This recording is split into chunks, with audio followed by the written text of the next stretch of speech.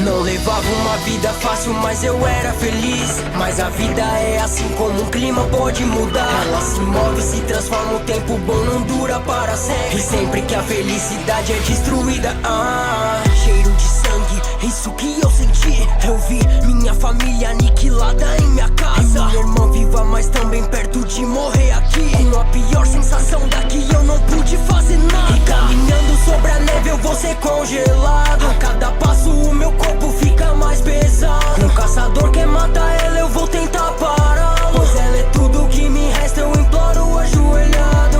Mesmo que ela tenha se tornado um demônio, a minha irmã nunca devoraria um humano. Vou me tornar um caçador de demônios. Eu vou trazer a cura pra ela, é isso que eu proponho. Então eu treino Kuroku daqui pra seu espadachim. No Monte Sagiri por anos, mas falta algo em mim. Tenho que cortar essa rocha, mas por que que eu não consigo? Mais 6 meses treinando, obrigado Makoma e Sabito.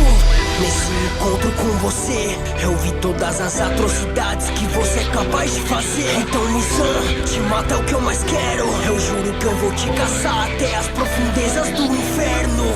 Esses seus laços não são verdadeiros, então não vou te entregar ela. Não posso perder essa luta.